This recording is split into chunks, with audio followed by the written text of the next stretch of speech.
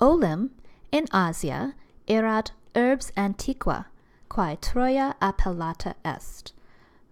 Okay, this sentence is pretty easy for starters, I think, but just in case you're rusty, prepositional phrase there.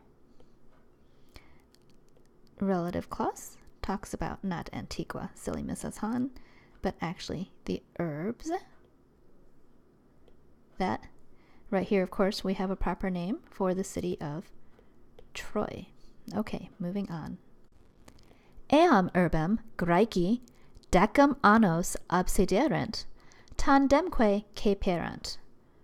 Okay, what's going on here? We have eam urbem. There's a chunk. Notice eam here is being used as a demonstrative adjective modifying urbem. My bad, demonstrative pronoun. So there's your accusative. We have a subject here, the Greeks. We have an accusative showing how long they did this.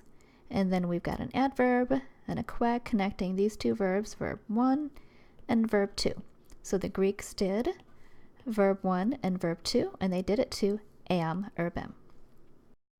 Sed Aeneas, qui inter clarissimos defensores urbis fuerat, cum paucis comitibus ex urbe effugit, cum profugos ex omnibus partibus coegisset, in Italiam migrare constituit. Okay, Aeneas, notice this is somebody's name. That's the name of Aeneas, the hero of this portion of the story. It's a funky looking nominative. It's just his name. We have a relative clause here describing him. And of course, we've got prepositional phrase. Urbis, actually, I suppose, could be part of that prepositional phrase because it's a genitive modifying this. Noun adjective pair here. Really, do we need to look up the word defensores? Look, it looks like the word defense, and we're talking about a city getting besieged. I wonder which side Aeneas was on. Okay, moving on. Cum. Oh, pesky cum. When, since, because, although, and with. What could it be? Well, if you have an ablative after it, which we do, it's most likely with. So with a few buddies, another prepositional phrase. An effugit is still the main verb talking about what Aeneas up here is doing. After the semicolon, we have another cum. Oh, what are we going to do with this? Well, it cannot be with because profugos, of course, is not ablative. So it's got to be when, since, because, maybe, although, one of those things. So we'll hold it in our head and see if we can figure it out. Profugos, oh, accusative. So something is going to happen to those fugitives. Where are those fugitives from? From ex omnibus partibus. And then coegisset. Oh, we've got a subjunctive verb, which makes sense with the cum. I betcha it's probably when. When he had, who's the he? Oh, still talking about Aeneas. So when he had gathered the refugees from all parts, probably of the burning city of Troy, what did he do when he had accomplished this? In Italiam migrare constituit. Prepositional phrase, in Italiam. Migrare, of course, is simply an infinitive dependent upon constituit. He decided to do this. Post septem annos, venit, in eam partem Italiae, ubi erat urbs Laurentum. Okay, 7 years afterwards, what happened? I guess it took him a long time to get from Troy to Italy. Venit, perfect tense. In eam partem, notice we've got that whole demonstrative pronoun pointing to a noun again. Into that part of what? Of Italy. And what's special about that part of Italy? It is where, we're introducing a dependent clause, where there was some other city called Laurentum. Ibi cum Troiani praedam ex agris agerent, Latinus rex aboriginisque, qui ea loca tenebant, agros defendere paraverent. Oh, it's getting exciting here. Boring adverb. Cum. Okay, one more time. Cum can mean when, since, because, although. and with. So what you're going to do here? Well, Troiani is not ablative, so we can rule out the preposition with. So we're probably introducing one of those cum clauses. Oh, look. And we've got the subjunctive verb there. Funny how we know those things. When the nominative Trojans, so we've got a subject, and then we have a direct object, praedam, ex agris, prepositional phrase, and then we have the end of the cum clause.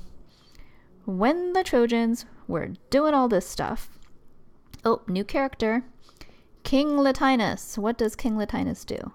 Not just King Latinus, but King Latinus and the Aborigines. Before we figure out what they do, we figure out that there's this relative clause modifying them. Qui ea loca tenebant. You can handle that. So what about these guys? And then here's the rest of it. Direct object, and then here's your verb. Paraverent defendere. So apparently Latinus Rex and the Aborigines prepared to do this to their fields. Okay, moving on. Well, this is going to be interesting because the line moves across the page, but we'll see what we can do. Sed Latinus, postquam in colloquio originem multitudinus ducisque. Well, even though we have to turn the page, we know a couple things. We know that Latinus is going to be the subject of something, okay? And then we know that we're starting this dependent clause with this whole postquam thing. So we're going to have to finish it up later. But before we go, let's see. We've got after, in a conversation, direct object. We've got two genitives, probably modifying this, the origin of the crowd and of the leader. So after Latinus, after, in a conversation, something about the origin of the crowd and the leader. Let's turn the page and what? Cognovit. After he recognized, he learned about the origin of the crowd and the leader. So we're still waiting to see what the subject from the previous page was going to do after he found out who those guys were. Latinus, pacem cum aenea fecit. Atque postea ei Leviniam filiam in matrimonium dedit. Could be romantic, but probably not, because, she doesn't even know him. So let's see. Latinus, he made peace with Aeneas. Pacem fecit cum aenea. And afterwards, Lavinia, this is Latinus's daughter here. So, Leviniam filiam. We've got an accusative, ei, that's dative, and it's referring to him. So there it is. He gave his daughter Lavinia to him in marriage, in matrimonium. Troiani urbem condiderent, quam Aeneas ab nomine uxors Laviniam appellavit. Okay, wow, look, a nice, easy subject, direct object, verb sentence. Okay, so the Trojans did this. Quam refers to the city. That's kind of cute. Aeneas called, which Aeneas called or named Lavinium. So they made a city which he called Lavinia. And where did he get the idea to name the city Lavinia? He got that idea ab nomine uxoris, from the name of his wife. That's kind of cute, right? I have no idea who you are. Daddy makes me marry you, and as a consolation prize, you name a city after me. I guess it could be worse. Diende, Turnus rex rutulorum, qui Lavinia ante adventum Aenea desponsa erat, bello Latinum Troianosque aggressus est. Oops, problem here because we have a new character. His name is Turnus. And who is Turnus? He is the king of the Rutuli, a neighboring tribe. And what's the problem? The problem is we have this relative clause introduced by Cui talking about Turnus. Cui, to whom Lavinia, before the arrival of Aeneas. I'm not going to spoil it. You can figure out what desponsa erat was. But the problem is, to whom Lavinia, prior to the arrival of Aeneas, desponsa erat. Apparently Turnus does not like this whole getting married and having a city named after you by your new husband, because bello Latinam Trojanosque aggressus est. So, Turnus is the subject of aggressus. Latinus and the Trojans are the direct object, and he does it with war. So, things are not going well right now. Victi sunt rutuli, said Victores, ducum Latinam amiserant. Oh dear, not looking good. Let's see. We've got our subject here, passive verb right there. Victores is a new subject. Apparently the victors misplaced. They didn't really misplace Ducum, their leader Latinus, but rather they lost him, i.e. he died in the battle. Inde, Turnus auxilium petit ab Etruscis, qui totam Italiam fama nominis sui impleverant.